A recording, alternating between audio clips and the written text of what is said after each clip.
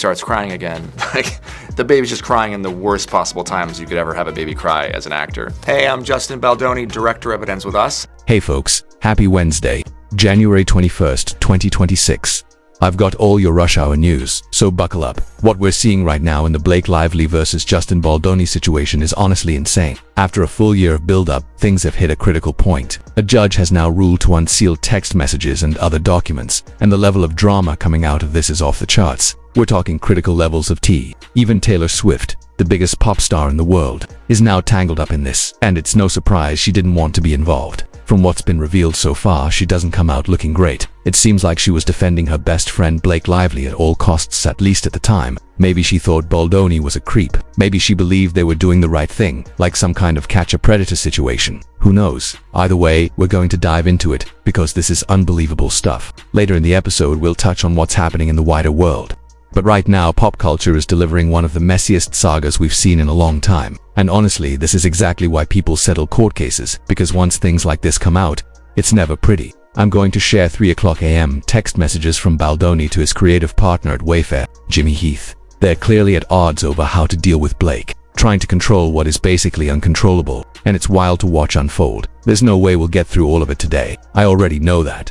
So hit the subscribe button because we'll be talking about this all week long. By the way, I'm here in Middle Tennessee and they're saying we've got a massive snowstorm coming, maybe 20 inches, maybe 5. Who even knows at this point? Either way, they don't really have plows out here. So if my electricity stays on over the weekend, we might do a long live stream and really dive into this in more detail because the tea is overflowing. So here's one of the big moments. A message allegedly from Taylor Swift to Blake Lively that calls Baldoni a_ with a tiny violin. There it is. And hey, don't judge a man by the size of his violin. Judge him by how he strums the chord. Okay, bad joke. Moving on. We're about to get into these text messages. There's an Instagram account, its name ends with lawsuits, saying it keeps getting worse and claiming Taylor Swift has been caught in another lie. It says Taylor gloated about being Blake's dragon, which is kind of crazy when you look at the messages. In one text, Blake supposedly says, "I have never felt more like Khaleesi. I have dragons, except my dragons are bred with Cersei herself." Then the respondent, who people believe is Taylor Swift, replies, "I'm just picturing you muttering Drake. Am I pronouncing that right?" After that, Blake says she fired off those texts to Austin. If that's accurate, it shows that Taylor knew she was being referred to as one of Khaleesi's dragons, which suggests a level of complicity. Of course, we could be wrong about some of this, but that's how it's being interpreted right now. We're definitely going to have to keep diving into this story. Allegedly, Taylor pretended to the press that she knew nothing about Blake's Khaleesi text and didn't appreciate being called a dragon. Now, maybe there's a case to be made that Taylor was working with Blake but didn't realize Blake was going to overplay her hand or exaggerate their friendship for effect. Looking at the text messages though, that seems unlikely. Still, when you look back at some of the pop culture coverage, there are reports suggesting Taylor Swift felt used by her pal Blake Lively, according to sources cited by Page 6. Of course, these sources could be coming directly from Taylor's camp or they could be entirely fabricated. There's no way to know how closely Taylor's team is shaping these narratives. I'm not saying this to defend Taylor, I'd love her. But it's important to consider that some of these reports might not tell the full story. As we continue to cover this, people are getting heated online. I commented on my friend Ashley Brianna Eve's Instagram without even reading everything. And someone immediately replied, "I'm unfollowing you, Dave Neal." It's like, chill out. We're dealing with a flood of information here. Meanwhile, I've got a sick wife in the other room and a 20-month-old who somehow managed to poop his pants 17 times today. And somehow, people online are trying to cancel me because I haven't read every single text message yet. Relax, we're getting to it. I'm recording this at 1 a.m. fueled by espresso, and we'll break it all down. Just give me a chance. Here's what's coming out of the court documents so far. If this case goes to trial, there will be plenty of opportunities to respond to all of this in more detail. On December 4th and 5th, Blake Lively and Taylor Swift allegedly discussed a forthcoming New York Times article. Swift reportedly wrote, "I think this _ knows something is coming because he's gotten out his tiny violin." Interestingly, in her song Cancelled, Swift sings, "Did you make a joke only a man could? Were you just too smug for your own good, or bring a tiny violin to a knife fight? Baby, that all ends tonight." Now, one could argue that the tiny violin reference could be interpreted differently as a lyricist, and that's fair. Right now, we're only seeing snippets of these text messages, not the full context. For a proper understanding, we need the beginning, middle, and end of every interaction. On April 12, 2023, Lively allegedly asked her friend, the world-famous Taylor Swift, for help regarding Justin Baldoni, referring to him as this doofus director of my movie and describing him as a clown who thinks he's a writer now. Lively reportedly asked Swift to endorse the revised script she was proposing.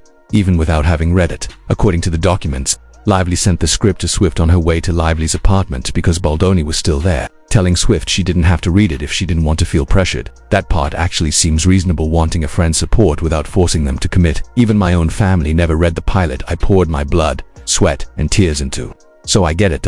According to the filings, Swift agreed to Lively's request, texting, "I'll do anything for you." Lively and Swift allegedly met with Baldoni at Lively's apartment, where Swift endorsed the revised draft. Afterward, Lively reportedly wrote to Swift, praising her as epically heroic and the world's absolute greatest friend ever, recounting the moment and describing Baldoni as falling for everything while also resisting it. Of course, these claims are disputed. Lively denies that Swift agreed to her bidding, met with Baldoni, or endorsed the draft, stating the cited evidence does not support that version of events. Similarly, Wayfair confirms the quoted language appears in the documents but emphasizes that the full context is in the court records. On April 14th, Baldoni reportedly told Lively he liked the revised scene, adding he would have felt the same way regardless of Ryan or Taylor's involvement. Lively explained, as a kind of Game of Thrones reference, that Reynolds and Swift were serving her dragons. Again, the language appears in the cited documents, but the complete contents provide fuller context that may clarify intentions. This back and forth highlights how messy these cases get. Snippets are released, people make assumptions, and everything is disputed until the full evidence is examined. For example, the December discussion about the tiny violin is contested,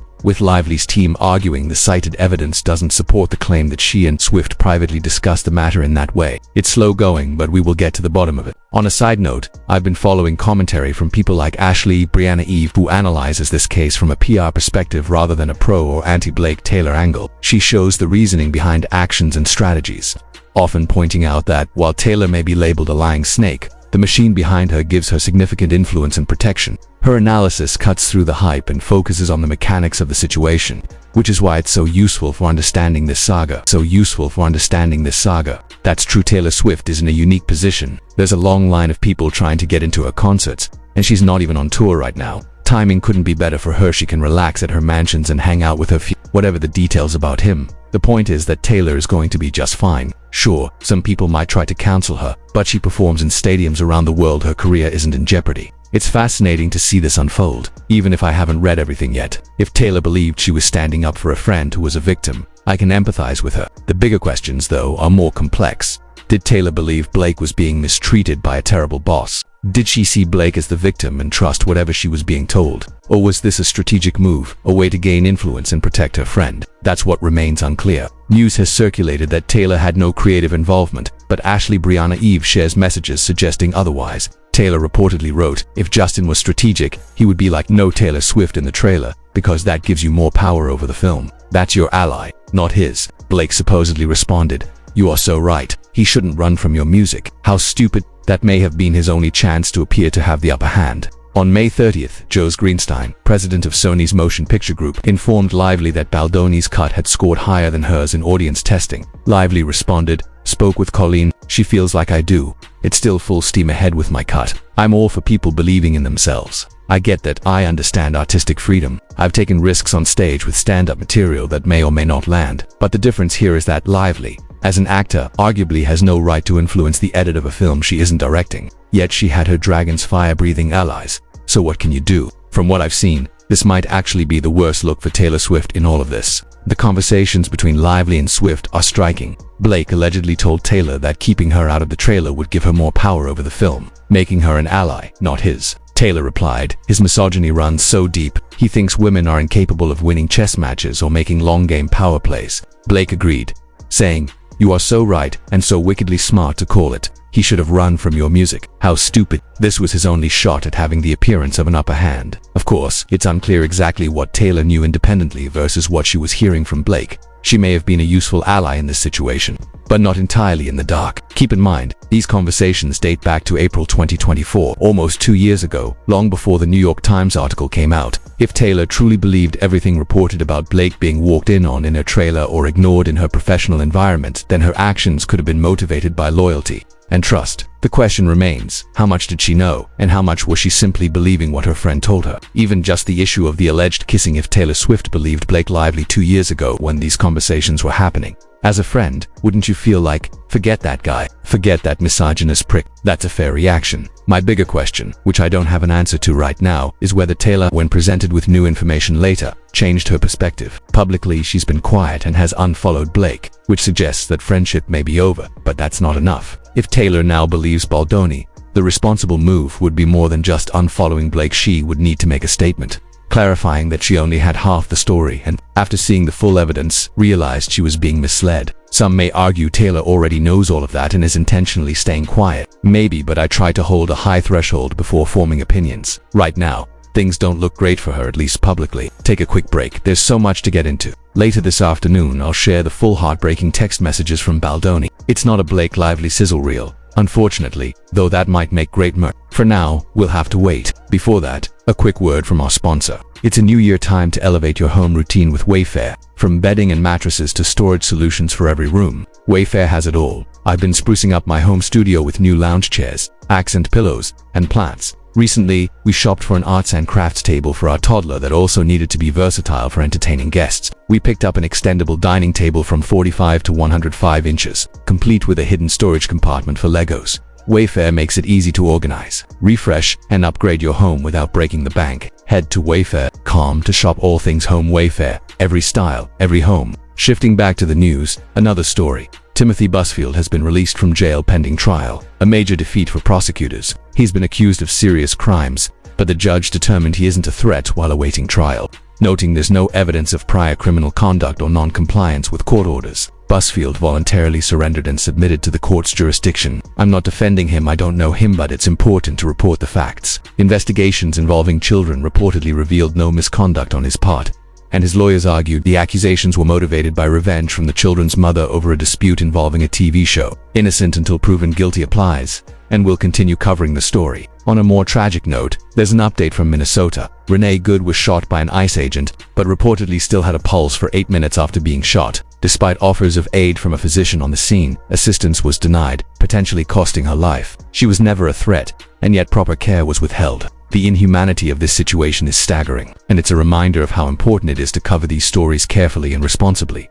It's inhumane, and to think that our taxpayer dollars are funding this. Yesterday we talked about how much each deportation costs, around $70,000, according to the Penn War and Business model, which is a pretty credible breakdown of how much this is draining American taxpayers. And for what? Renee wasn't even undocumented, and she's gone. She's just gone. They could have saved her. As healthcare professionals, as public servants, as people sworn to protect the residents of Minnesota, that should matter. It should stir the blood of every patriotic Minnesotan who knows how we're supposed to treat one another in this state. It's heartbreaking. It really is. And by the way, I hate calling people illegals. I hate framing it that way. They're undocumented people, many of them seeking refuge from countries destabilized in part because of our own government. It's just an absolute mess. Now here's Trump's response to all of this. He tries so hard not to make it about himself, but he can't help it. You know, that narcissist friend who swears they're not making it about themselves, and then immediately does. That's what this is. Trump actually gloated about the idea that Renee's father was a Trump supporter. He said something like, "When I learned her parents and her father in particular were tremendous Trump fans. I hope he still is. I don't know." Think about how unhinged that is. My agent shot his daughter in the face, didn't let her get medical help, and she died, but I hope he'll still vote for me, maybe even when I run for a third term.